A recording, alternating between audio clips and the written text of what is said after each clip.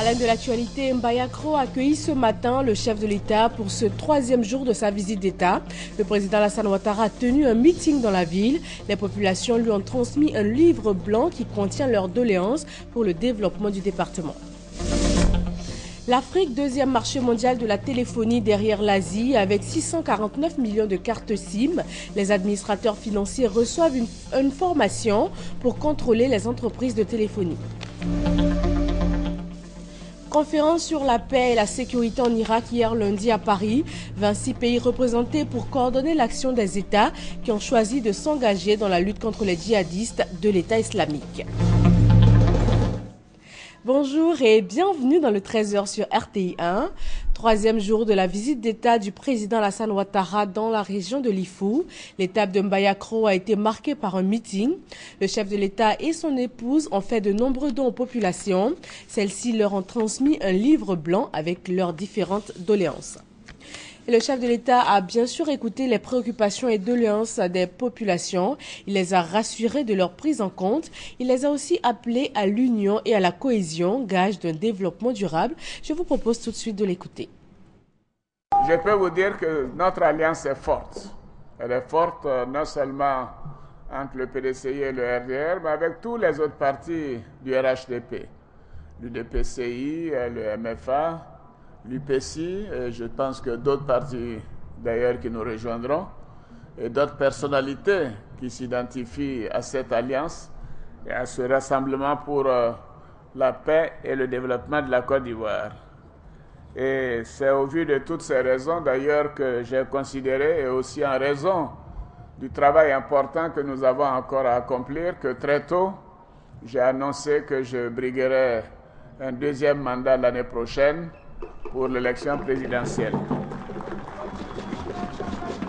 Oui, je sais que vous avez beaucoup contribué à mon élection en 2010 et je n'ai aucun doute que vous ferez de même en 2015 et je voudrais vous remercier d'avance. Nous sommes persuadés que c'est dans le rassemblement que la Côte d'Ivoire continuera d'avancer plus vite. Et c'est pour cela, à chaque occasion, j'en appelle à la cohésion nationale. J'en appelle au rassemblement de tous les fils, de tous les enfants, toutes les filles de Côte d'Ivoire, sans exception et sans distinction politique. Nous devons tous travailler à faire de la Côte d'Ivoire un pays moderne. Nous en avons les ressources et nous avons maintenant une opportunité de mettre derrière nous toutes les crises qui ont secoué la Côte d'Ivoire. Et je crois que nous sommes sur le bon chemin. Et voilà, le président Alassane Ouattara est revenu sur les alliances au sein du RHDP et également sur sa candidature aux prochaines élections présidentielles. Les cadres de l'Ifou, particulièrement heureux de cette visite gage de développement, sont allés à sa rencontre et au centre des échanges, l'essor économique et social de la région. Victorien Angoua. Les populations de l'Ifou, cadres, notabilités, chefs religieux sont venus rencontrer le président de la République pour échanger. Échange de nouvelles dans la pure tradition à Caen. En tout cas, l'émotion était au rendez-vous. Il ressort que le président Alassane Ouattara dans l'Ifou, précisément auprès de son aîné Henri Konan Bédié, est un symbole. Une visite qui suscite beaucoup d'espoir chez les fils et filles, d'où les remerciements à l'endroit de l'illustre hôte à qui le représentant des cadres a présenté la situation de la région. Notre région, autrefois prospère, parce que partie intégrante de la boucle du cacao, socle indéniable de la prospérité économique de la Côte d'Ivoire d'antan, connaît aujourd'hui, malgré l'introduction de l'EVA, de sérieuses difficultés économiques dues principalement à l'inexistence d'industrie et d'agro-industrie dans une région pourtant agricole. Fort heureusement, Monsieur le Président de la République, cette visite vous permettra de côtoyer de près nos populations, de vous imprégner davantage des réalités quotidiennes qu'elles vivent. Ainsi, nous sommes convaincus que vous pencherez comme à l'accoutumée sur leurs préoccupations.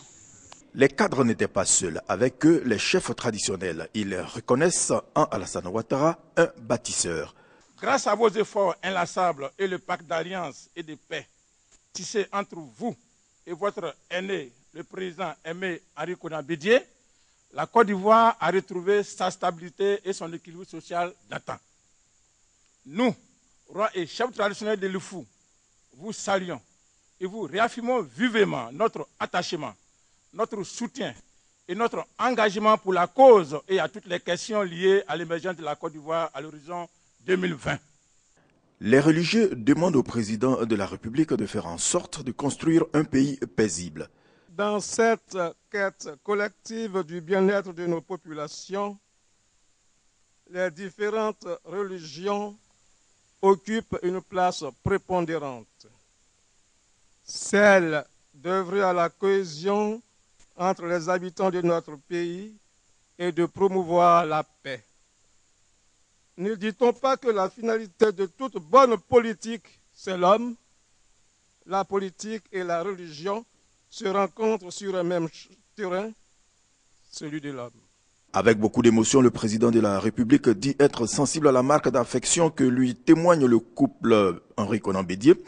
Mieux, le chef de l'État estime que c'est à lui de remercier les populations de l'Ifou. C'est moi qui dois vous remercier. Je dois vous remercier et vous dire toute ma reconnaissance d'avoir des cadres compétents et dévoués auprès de moi. Je suis venu, président, vous ressourcer, vous demander conseil, prendre vos recommandations.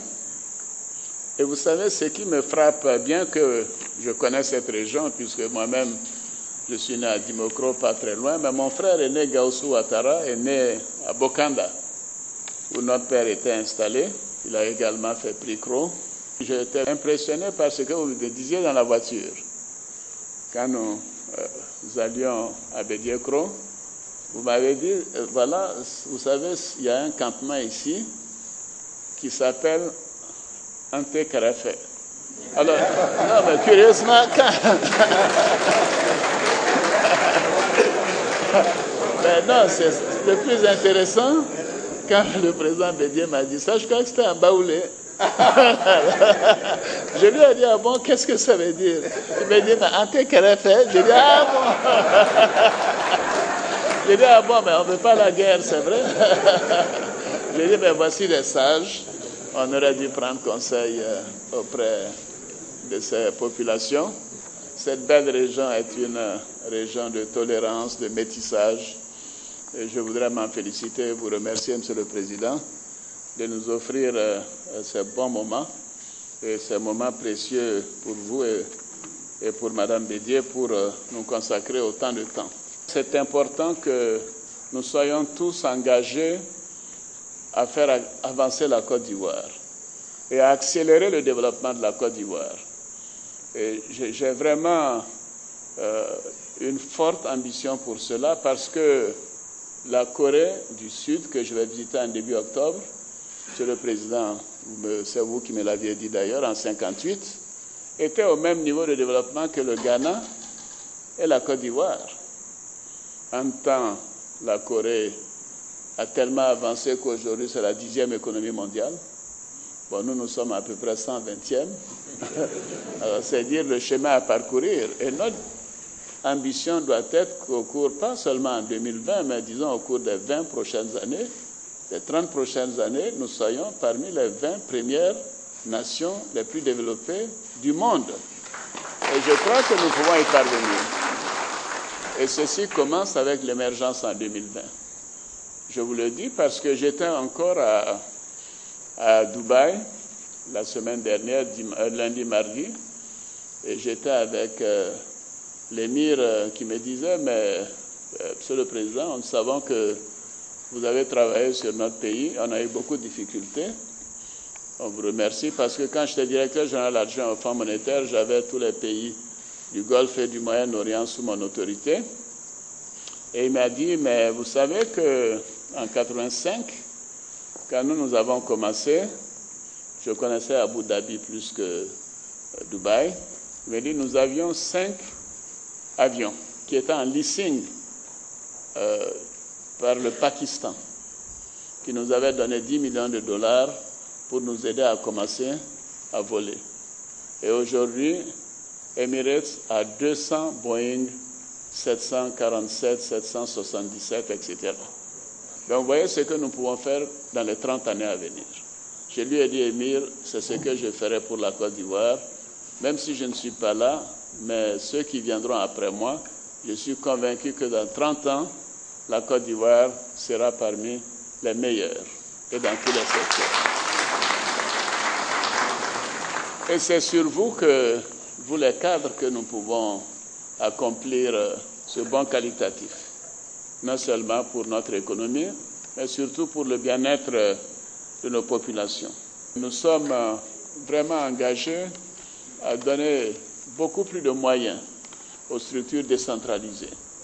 Et c'est d'ailleurs pour cela que nous avons décidé de mettre en place, grâce à l'Assemblée nationale, je salue la présence du président de l'Assemblée nationale, le statut du roi et chef de Côte d'Ivoire.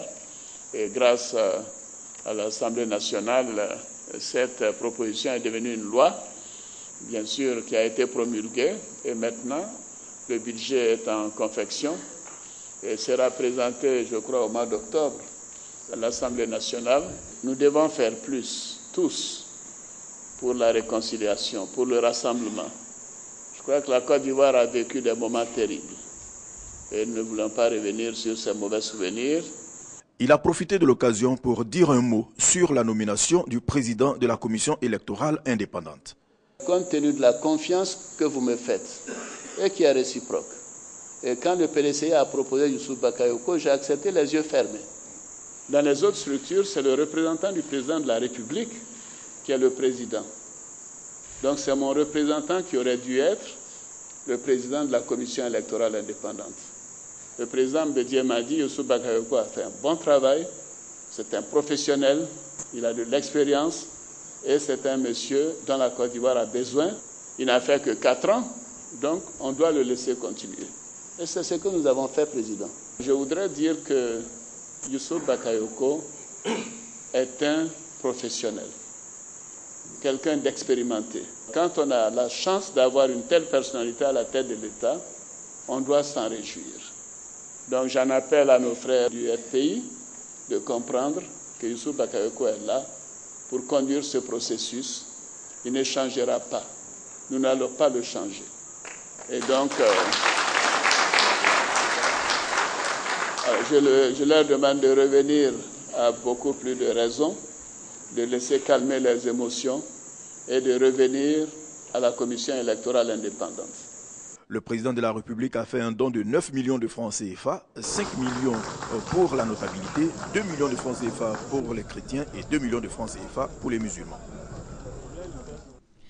La journée d'hier lundi a été consacrée à un conseil des ministres à la préfecture de Daoukro.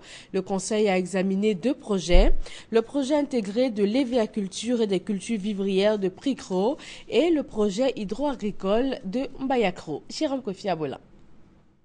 2 projets de développement pour Prikro et Mbayakro. Il s'agit respectivement du projet intégré d'évéaculture et de culture vivrière, ainsi que du projet d'aménagement hydro-agricole. Des mesures faisant partie de toutes les décisions prises lors du Conseil des ministres tenu ce lundi 15 septembre 2014 à la préfecture de Daoukro à l'occasion de la visite d'État du président de la République Alassane Ouattara dans la région de Lifou. Le projet intégré d'évéaculture et des cultures vivrières qui est mis en œuvre à Prikro. C'est un projet qui est réalisé avec des partenaires privés. C'est un projet extrêmement important puisqu'il va représenter une trentaine de milliards de francs CFA d'investissement. L'objectif, c'est produire très fortement du caoutchouc dans la région de Lifou. C'est également produire des produits vivriers. Ce projet va créer en vitesse de croisière 8000 emplois directs. Ce projet va permettre également de réaliser des infrastructures dans la région, notamment la construction d'écoles primaires, la construction des systèmes d'hydraulique villageoise, va permettre de construire des pistes et d'entretenir les pistes agricoles, une centaine de kilomètres. Donc 40 000 personnes pourront voir leur vie quotidienne s'améliorer grâce à ce projet donc intégrée d'hévéaculture et de culture vivrière de Pricro. La communication suivante est du même ordre. Elle concerne, la région de Mbayakro. Il s'agit du projet d'aménagement hydro-agricole de Mbayakro. C'est un projet qui vise principalement à la sécurisation alimentaire de la population de la vallée du Nzi, dans le domaine de la production du vivrier, notamment des produits maraîchers. Et ce projet va lui aussi contribuer au développement économique de l'ensemble de la région. Il va concerner 450 hectares de plaines qui vont être irrigués.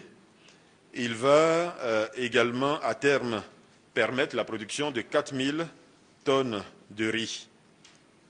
Le barrage, à ce jour, est réalisé et le gouvernement a décidé d'investir immédiatement la somme de 1,1 milliard de francs CFA pour la réalisation des travaux complémentaires, des travaux qui donc accompagnent la réalisation de ce barrage-là.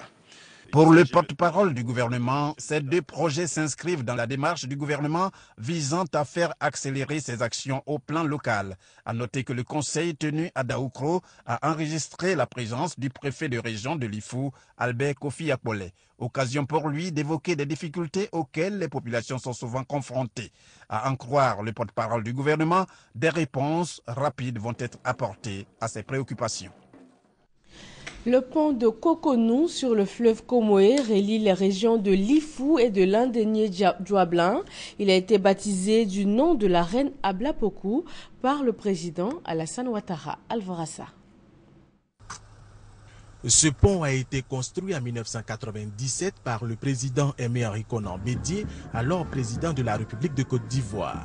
Il est aujourd'hui baptisé par le président de la République Alassane Ouattara. Symbole de continuité dans la gestion des affaires de l'État entre ces deux illustres fils de la Côte d'Ivoire. Le nom du pont, le pont Reine Ablapoku. C'est la même qui a conduit le peuple baoulé du Ghana en Côte d'Ivoire en passant par la Comoué, le fleuve sur lequel il est construit. Le président Alassane aujourd'hui qui nous fait l'honneur de venir baptiser le pont, vraiment c'est une grande joie. Une joie qui va nous permettre à jamais de ne plus oublier l'histoire du groupe Akan avec la reine Ablapoku par rapport à la traversée du fleuve Comoé. Si l'axe d'Aoukro à Mouakonkro jusqu'à ce pont est bitumé, et ce n'est pas le cas de l'axe après le pont pour se rendre à Plomprono, région de Landénié-Djouablin, long de 40 km. Et selon le ministre des Infrastructures économiques Patrick Achi, des instructions lui ont été données par le président de la République Alassane Ouattara pour que le bitumage de ce axe se poursuive les jours à venir. Monsieur le Président Bédié, Mesdames, Messieurs, c'est avec un grand bonheur et une grande joie que je voudrais porter à votre connaissance cette information de son Excellence, Monsieur le Président de la République, son Excellence Alassane Ouattara, qui vient de prendre ce matin la décision de réaliser ces travaux de bitumage de 40 km. Des instructions du Président de la République m'ont donc été données, en tant que ministre des Infrastructures, de démarrer ces travaux, toute affaire cessante. Pour l'inspecteur de Tanyamien Ngoran, fils de la région de Lifou, la route qui relie la région de Landénié-Djouablin à celle de Lifou en passant par ce pont est d'une importance économique. Pour le développement de notre région et de celui des échanges avec les régions voisines ainsi qu'avec le Ghana, en baptisant ce pont du nom illustre de la reine Ablapoku, fondatrice du royaume de Sakassou, le gouvernement nous fait signe vers un puissant symbole d'union et de rassemblement pour bâtir une nation forte et prospère. Rappelons que le pont Reine Ablapoku est long de 191 mètres.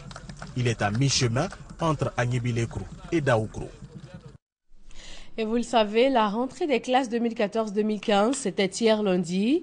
La première dame de Côte d'Ivoire a permis aux enfants de la région de Lifou d'aborder sereinement cette rentrée. Elle leur a offert des kits scolaires. Michel Digré. La première dame pour un premier jour d'école, les acteurs du système éducatif de Lifou démarre la rentrée scolaire avec Dominique Ouattara. À ses côtés, Henriette Bédier et plusieurs membres du gouvernement. La cerise sur le gâteau, des milliers de cadeaux, plus de 50 000 kits scolaires distribués. Une générosité saluée par la ministre de l'Éducation nationale et de l'enseignement technique. La distribution des kits scolaires contribue inéluctablement à la réduction de la pauvreté et au soulagement des familles. Aussi, ne sommes-nous pas surpris de votre détermination, de votre engagement personnel dans ce combat.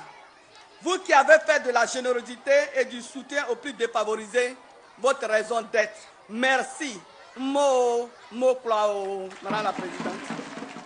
Pour la première dame, la politique de distribution de kits scolaires initiée par le président de la République est la marque de l'intérêt qu'il accorde à la scolarisation des enfants de Côte d'Ivoire. J'ai tenu à accompagner pour ce premier jour de la rentrée scolaire afin de manifester mon adhésion à la politique d'amélioration des conditions de scolarité de nos enfants entreprise par le président Alassane Ouattara. Ainsi, à travers le plan présidentiel d'urgence pour ce qui est de l'éducation des tout-petits, des milliers de kits scolaires sont offerts chaque année à nos enfants. Grâce à ces dons, ce sont des milliers d'enfants qui peuvent emprunter le chemin de l'école en toute quiétude, car ils disposent de toutes les fournitures nécessaires au suivi d'une éducation correcte.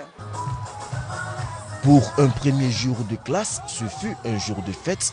Les élèves l'ont promis à la première dame. Cette année sera l'année de la réussite scolaire avec des résultats plus excellents aux examens de fin d'année. Voilà qui met fin au chapitre consacré à la visite d'État du président dans l'IFU. Demain mercredi, dernier jour de la visite de 4 jours avec un meeting à Daokro. Le Fonds de prévoyance militaire veut se moderniser et offrir le meilleur à ses adhérents.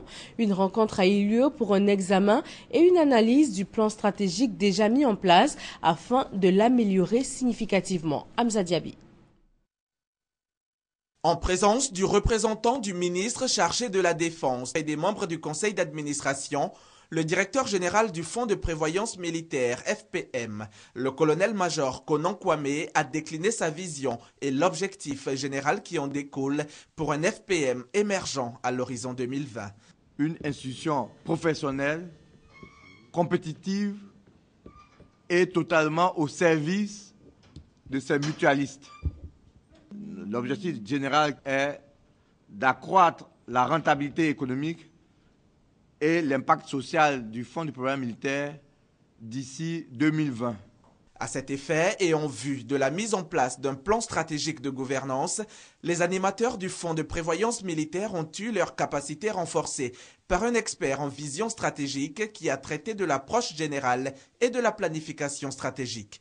Pour plus d'efficacité dans l'organisation et le management du Fonds de prévoyance militaire, le directeur général a proposé un nouvel organigramme qui regroupera désormais les activités essentielles en 3 directions centrales. Cette nouvelle approche aurait pour objectif à terme d'adapter la gestion de la mutuelle sociale des militaires et gendarmes aux nouveaux défis pour alléger le management du directeur général du Fonds de prévoyance militaire. L'Afrique, deuxième marché mondial de la téléphonie derrière l'Asie, avec 649 millions de cartes SIM, mais des difficultés pour contrôler les entreprises de téléphonie.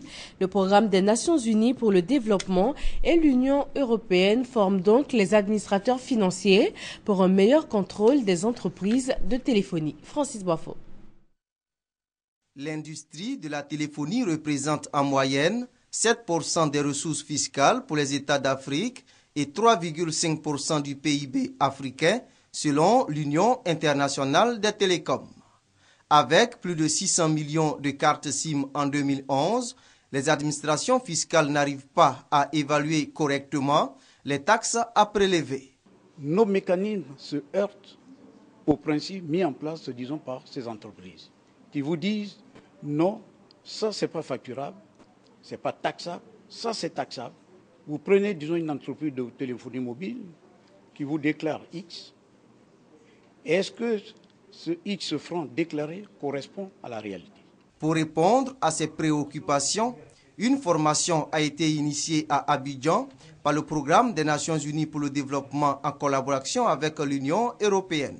Elle vient renforcer les capacités des responsables financiers du Burkina Faso, du Congo-Brazzaville, du Mali, de la République démocratique du Congo, du Sénégal et de la Côte d'Ivoire sur les procédures de traitement fiscal. C'est généralement des impulsions téléphoniques, un coût à la minute, une remise qu'on accorde. Comment entre les impulsions, les remises, etc., quel est le montant du chiffre d'affaires que cette entreprise de téléphonie doit déclarer? C'est ça qu'on va essayer de leur présenter. Selon une récente étude, la téléphonie en Afrique est un secteur qui génère plus de 500 millions d'emplois directs et indirects et représentait en 2011 le deuxième marché mondial derrière l'Asie. Zaïbo, dans le département de Daloa, s'inscrit dans la lutte contre Ebola. Un comité de surveillance préfectorale a été mis en place. Il est chargé de faire respecter les mesures préventives. Première action, une descente dans les maquis pour vérifier l'absence de viande de brousse dans les sauces. Léon Brou. Située dans le département de Daloa, la sous-préfecture de Zaïbo ne veut pas rester en marge de la lutte contre la fièvre hémorragique à virus Ebola. Un comité local composé du sous-préfet, du président du conseil régional de Haut-Sassandra, le médecin-chef du centre de santé et de toutes les couches socio-professionnelles de Zaïbo a été mis en place. Sa mission, faire respecter les consignes et mesures préventives arrêtées par le gouvernement. Nous sommes venus ici aujourd'hui pour appuyer ça, apporter la nouvelle, appuyer ça à nos parents. Les autres n'ayant pas souvent la chance d'écouter la télévision, tout ça. Et c'est, entre autres, et surtout, d'éviter de se serrer les mains en cette période si difficile, d'éviter les accolades, de se laver les mains très souvent et éviter surtout la consommation de la viande de brousse. La maladie Ebola, c'est une maladie dangereuse. Et Zaïbo même est plus concerné par cette situation plus que toutes les zones. Parce que tout le monde entier est là actuellement. Donc il était vraiment nécessaire pour nous de créer ce comité-là pour passer la sensibilisation, pour sensibiliser les uns et les autres aux mesures prises par le gouvernement. Ce comité local va parcourir les campements et villages de la sous-préfecture de Zaïbo pour procéder à la destruction d'éventuelles viandes de brousse. Les chefs de communauté et de village sont chargés de sensibiliser sur la question. Conférence sur la paix et la sécurité en Irak hier lundi à Paris. Les 26 pays représentés ont décidé de soutenir la lutte de Bagdad contre les djihadistes de l'État islamique par tous les moyens nécessaires, y compris les moyens militaires. L'aviation française entamait ses premiers vols de reconnaissance au-dessus du territoire irakien. François Hollande accueillait à l'Elysée le président Fouad Massoum à Paris pour participer à la conférence internationale sur la paix et la sécurité en Irak. Les chefs de la diplomatie d'une trentaine de pays, dont les 5 membres du Conseil de sécurité, étaient invités à plancher sur les réponses humanitaires et sécuritaires à apporter aux défis posés par les djihadistes de l'État islamique en Irak et au Levant. Ils se sont engagés à lutter par tous les moyens, y compris des aides militaires appropriées, pour stopper un danger qui menace toute la région et la communauté internationale. Le combat des Irakiens contre les terroristes est donc aussi le nôtre. Et nous devons nous engager ensemble, et c'est le sens de cette conférence, aux côtés des autorités irakiennes, clairement, loyalement et fortement. Et il n'y a pas de temps à perdre. Une réponse rendue légale par le fait même que les autorités irakiennes en ont fait la demande. Nous demandons la poursuite des opérations aériennes de manière régulière contre les bases des terroristes. Nous devons les empêcher de se sanctuariser. Nous devons les poursuivre partout où ils sont. Si une dizaine de pays occidentaux et autant de pays arabes ont répondu présents à l'appel en se joignant à la coalition, la République islamique d'Iran, absente de la conférence, l'a rejeté. Étonnamment, le chef de la diplomatie russe s'est engagé à apporter une contribution militaire, mais seulement pour l'Irak. Moscou s'oppose en effet à des frappes contre l'État islamique en Syrie, sans l'aval du régime. Revenons pour finir sur cette troisième journée de la visite d'État du président Alassane Ouattara dans la région de l'Ifou. L'étape de Mbayakro a été marquée par un meeting. Le chef de l'État et son épouse ont reçu et fait de nombreux dons aux populations. Et le président Alassane Ouattara les a invités à s'unir pour un développement durable. Fin de ce journal. Merci de votre attention.